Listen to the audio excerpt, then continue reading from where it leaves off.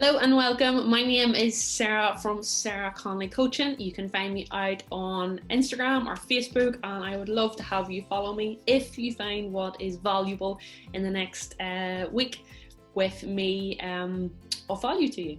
So today I want to talk to you just a wee bit about a nutritional overview and to really help give you a better understanding and better clarity of what you need to do to get results, and ultimately maybe highlight some red flags as to where you've been going wrong. Okay, I know from working with a lot of females that it can be a very confusing area, but until you get this right, it doesn't matter how hard you train, how often you train, how much you sweat, how many calories you burn, until you have got this bang on. So today I just want to help you master what matters, so that you're ultimately in control of your waistline, in control of your confidence, and obviously you're getting better training results and increased body confidence. That's what I help my ladies in my coaching program do on a weekly basis. So I'm excited to help you out.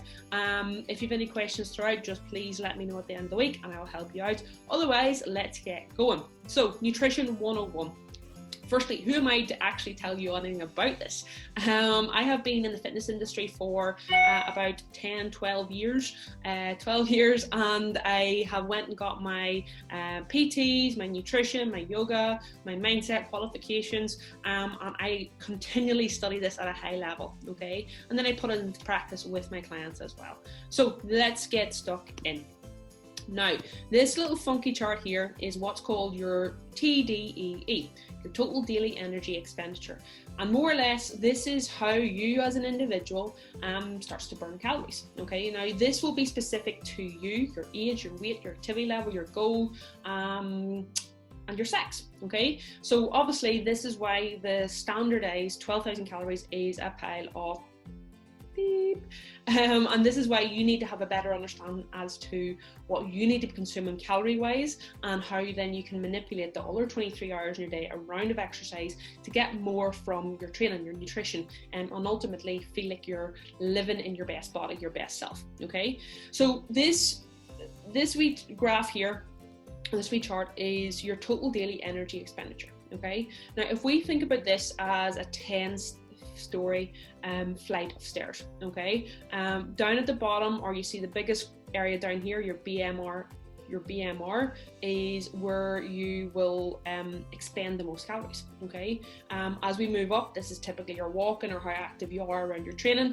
This is the foods that you choose to put into your body and how they can benefit you in burning more calories. And the small bit up at the top is you killing yourself for that 45-60 minutes in the gym. Okay, so again, the biggest chunk of how you burn calories is outside of exercise. Okay, so it's important that you have a greater awareness of that. All right, so if we look down the bottom, your BMR, i.e. how many calories you burn just to be alive, just to think, just to go to the toilet, to walk up and down the stairs, just to fidget, is a lot more than you think. Okay, so think of that as maybe like 5 flights of that 10-story building. Okay, it's a huge chunk.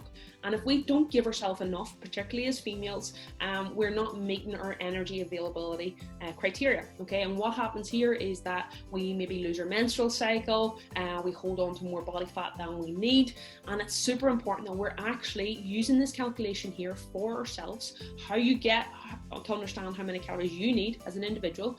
You get your body weight and you in kilograms, and you multiply that by 22 if you're a female and 24 if you're a male. Okay, this is the amount of calories that you will burn if you decide that you want to have a sofa day and lie on the couch all day long. Okay, and that's a lot more than you actually think. But that's the amount of calories your body needs for digestive purposes, for gut health, for mental clarity, for muscle interactions. Okay, it's super important you're actually feeding yourself with that. Okay, now if you decide to get up off the sofa and go and do some steps or do a walk, then you need to multiply that number by an activity level, okay, physical activity level. And again, that goes from 1.1, so I'm really sedentary, I'm lying on the couch all day, to 1.7, I've trained twice and I've got a really active job. okay?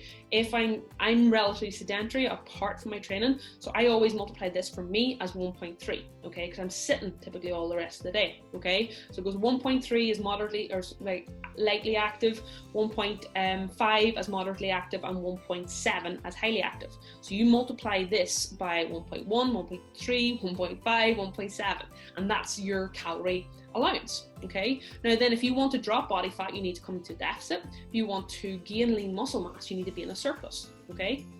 And that's how you figure that out. But this is a huge chunk.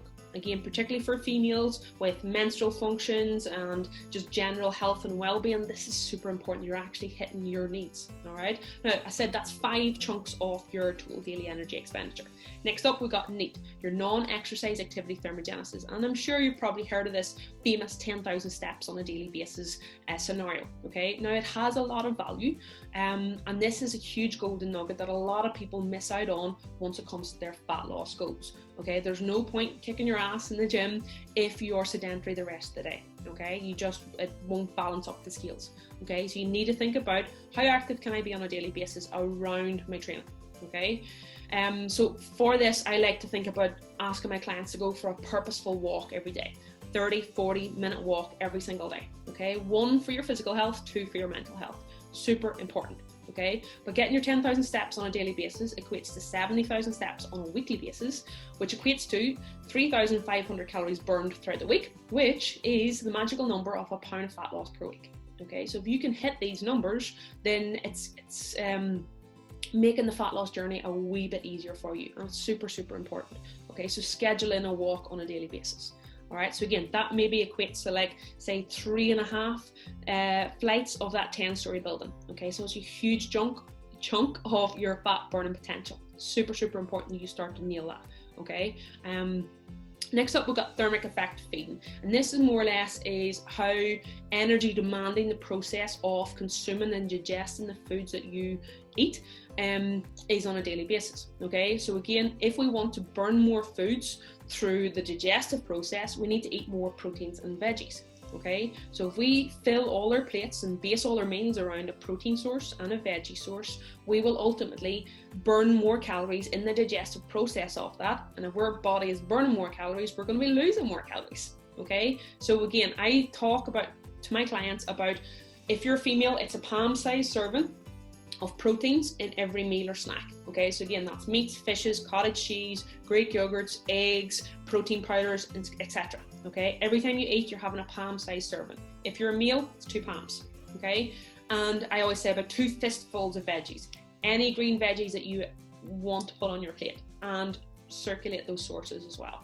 So what I mean by that is veggies are typically really high in micro minerals, so they're good for immune health, good for gut health, they help you poop, but they're really low in calories. So if we can get 2 fistfuls per plate, both of these have a high thermic effect of feeding, which means that you burn more calories consuming them, but they also have a higher satiety value, which means that you are actually filling up more by consuming them, okay? So again, your snacks go down, your cravings go down, your blood sugars start to stabilize off, and ultimately you improve your gut health, you're pooping better, and you're starting to lose a wee bit more weight as well. So again, easy money, all right? So again, if you think about the stairs, that's maybe about a stair and a half, okay? So super important that our food choices are correct as well, okay? Now, this wee small slither at the top is energy expenditure, okay? So again, this is you going and killing yourself with sweat, killing yourself with exercises on a daily basis in the gym, okay? That might allow you to burn maybe 300 to 500 calories, again, depending on the individual, depending on the exercise, for that 45 to 60 minutes, okay? Which is a huge chunk, but if you're sedentary the rest of the day, okay, you are completely missing the point of what a healthy physical body actually is meant to do, okay? So you need to be thinking about what you're doing in the other 23 hours. Okay, so am I eating proteins and veggies in all my meals? Am I being more sedentary throughout the day? Putting in a purposeful walk into my schedule and sitting less and moving more. My body's going to automatically burn more calories in that process, okay? And then am I giving myself enough, okay? If you go through the early part of your day and you're not feeding yourself enough, yes, you will have cravings in the evening because your body has a demand of calories that it requires. Okay, so you need to think about giving your body what it needs, and this is how. So hopefully that makes a wee bit of more sense to you. Okay, you have an allowance your body simply needs. Okay, you have to move and be more physical on a daily basis. And again, if we can base our food choices around proteins, veggies, we're going to be onto a winner. Okay, yes, progressive strength training is important. Yes, getting a sweat on is important for your cardiovascular health as well, but it's only a small slither of how you can actually burn more fat and be in better physical shape. Okay, so play around with that in your head and start to implement these strategies. Next up, we have got the pyramid of importance. Okay, so here is, and I'm sure you've probably seen this before, here is what actually matters once it comes to fat loss. Okay, most people flip this on its head and they take this from the top. They think about what fancy fat loss supplements are now keen, or what's on the market now. It doesn't matter. Okay, if you haven't got the base of your pyramid right, these supplements are literally just a waste of money. It doesn't matter if you have breakfast first thing in the morning, if you do some fasted cardio, or if you stop eating after 6. It doesn't matter unless you've got your daily calories in place. Okay, every food, every drink that you consume has a energy association in terms of calories. Okay, so there's calories being brought into your body. All right, so if you're consuming too many calories and not expanding enough, you're going to gain some weight. Okay, the scales will go up. If your energy in through food and drink is similar or the same as how much energy you're expending through fidgeting, through your daily life, through work, through exercise, through steps, then you're going to maintain weight. Okay, now that is a healthy place for some people to be. If you're not eating enough food and you're still pushing your steps, you're training hard, then you'll lose a bit of weight. Okay, and again, that might be where you're sitting right now or what your focus is on. Okay, but it's important you get the scales right. If you don't eat enough food, you're not giving your body what it needs. Your body might respond by missing out on your menstrual cycle, or just being moody around your menstrual cycle. So again, it's important that you are getting the scales balanced and in line with your ultimate goals, but you're in control of them. Okay, again, this all or nothing mentality around nutrition, around training, is what causes the rebound. Okay, if we can go there in small, steady steps, then you're more likely to get results, keep them, and build your confidence, build your body as well. Okay, so calories is number one. Whenever I'm talking about calories to my clients, it's what you do on average that matters. Okay, so your weekly calorie allowance is gives you a wee bit more flexibility. So you can have then a few higher calorie days at the weekend. If you know that, that means that you have to then have some lower calorie days midweek in order to kind of balance out the scales. Okay, so say for example you calculate what your BMRs and your calories are from the slide before, and you are sitting at around 2,000 calories per day. Okay, that means that over the period of a week you need 14,000 calories. Okay, so that means that over the weekend I could have a few days at maybe 2.2 or 2.5, but then during the week I might have to have some days where you're at 1.7 or 1.5. Okay, to balance out your weekly calorie target. Okay, so think about this as your health bank account. Okay, if you spend a wee bit more, you have to save a wee bit more in order to have your health book accounts in the green and not always in the red. Okay, so hopefully that makes a bit of sense. What matters most is calories. Okay, any diet you've ever been on is simply a manipulation of calories. Okay, it's been restricting your calories through maybe time or removing food groups. It's all calorie manipulation. Okay, and that's what's key. All right. What's at the bottom of your pyramid is adherence. Okay, so again, there's no point in you going keto or going low carb or going intermittent fasting if you cannot adhere to it, if it doesn't fit into your lifespan, your lifestyle, your family relationships, your social relationships, whenever we have it. Okay, it all has to be based around adherence. And once you get to know your calories and understand that you can have weekly flexibility, higher days and lower days, then this becomes a lot easier on you. Okay, so weekly calories is number one priority. Okay, if we get that, then we think about macros. Okay, now what are macros? Your macros are your proteins, your carbs, and your fats. Okay, so that's more or less how your foods or your plates are kind of built. Okay, and again, you can start to track this on MyFitnessPal and you'll get a better understanding as to how to improve and maybe where you've been going wrong in the past. Okay, but once you've got your calories in place, then we need to think about macros. And the key macro you need to have an awareness around and focus your meals around is protein. okay? Because again, protein helps you repair and recover after training. It keeps you fuller, so again, reduces your snack-ins, and it's essential macronutrient. Okay, you need to base all your snacks, all your meals around protein. And if you do anything from this wee workshop, that's the number one thing. As you age, you actually need more protein as well. Okay, but typically your protein is going to sit around 1.8 to 2 grams per kilogram body weight. So again, if I'm 70 kilos, I need 140 grams of protein per day. Okay, once you've got that, then you just fill out the rest of your calories with carbs and fats. If you like carbs, go more carbs. If you like fats, go more fats. But all that matters is that you've hit your calories and that you're focusing on your proteins. Okay, so very, very basic. Again, your proteins are all your meats, all your fishes, your cottage cheeses, your Greek yogurts, your eggs. Get palm-sized serving of those in every single time you eat. Okay, fill that plate up then with a carb source. Okay, white foods typically around your training session, and fat sources. The next most important thing is fiber. So again, I touched on this in the previous slide in terms of thermic effective feeding and veggies. If you're up on your fiber, so typically your fiber intake should be in around 30 grams, 25 to 30 grams per day. And if you're hitting that, you're going to be pooping better. Okay, your digestive health is going to be better, and you're going to be increasing your thermic effective feeding, which means that you're burning more calories for that process. Okay, so again, we're thinking about whole grains, we're thinking about beans, lentils, fruits and fibers. If again we can fill up our plates with that, that will help our digestive health and our fat loss goals as well. Okay, super, super important. Next up, we've got timing. Okay, so again, I don't care what time of the day you start your eating at, what time you finish at. What matters most is calories. Okay, this will be really important as well if you're a night shift person, because you've got to work with your cycle, obviously, your shift cycle, your circadian system, but you also then need to just have an awareness of calories. Okay, it doesn't matter what time you start eating, doesn't matter what time you finish eating, as long as within a 24-hour block you have hit close to your calorie target. Okay, if you don't like eating in the morning, you don't have to eat. But I would encourage you to eat within like 2 to 3 hour blocks every time. Okay, and again, that just keeps your blood sugar levels, that keeps you satisfied, keeps the binge at bay, and obviously then just helps you hit your protein threshold, helps you hit your calories, and make better food choices if you're consistently eating every 2 to 3 hours.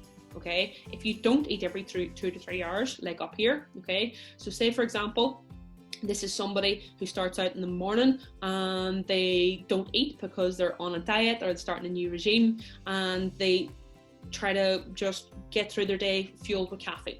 Okay, but as the day goes on, my hunger starts to spike, and then towards the end of the day, then I eat all around me. Okay, so it really doesn't matter what way or what time you eat, as long as throughout the day that you've got the right amount of food on board. Okay, so this is a more optimal way to eat. So again, say for example, this is the morning. Okay, I start my day with proteins, fats and carbs, okay, and eat every couple of hours. Then towards the end of the day, I'm more likely to be in control of my hunger, control of my food intake, and satisfied. So I then no longer need to binge or eat once it comes to bedtime. Okay, because it's not eating at bedtime that's actually the issue, it's your food choices. Okay, so if we can flip this up and start to front load our food intake or calorie intake, and that will start to balance out our cravings, that will start to balance out our food intake, improve our choices, and ultimately allow us to eat better and drop some body weight. Okay, so flip it. Don't be somebody who backloads all your food choices. Okay, because then that will typically encourage you to maybe eat worse foods. Okay, but obviously this all depends on your calories and your specific situation. Okay, but timing, like you don't have to eat first thing in the morning if you're not hungry, and likewise I would encourage you to have a window pre-bed, that you're not just saturating your digestive system, your gut pre-bed, because that is typically a rest and digest process or time of your day, so you need to allow your body to actually do its job. But if you go to bed on a full stomach, chances are then your gut has to do an operation overnight in order to digest and process it. Okay, and your body should be resting during that time. All right, up at the top is supplements. Okay, supplements are meant to supplement your diet. Okay, they're not meant to be based around supplements. All right, granted, there are some supplements that I recommend all my clients consume in the form of fish oils and vitamin D.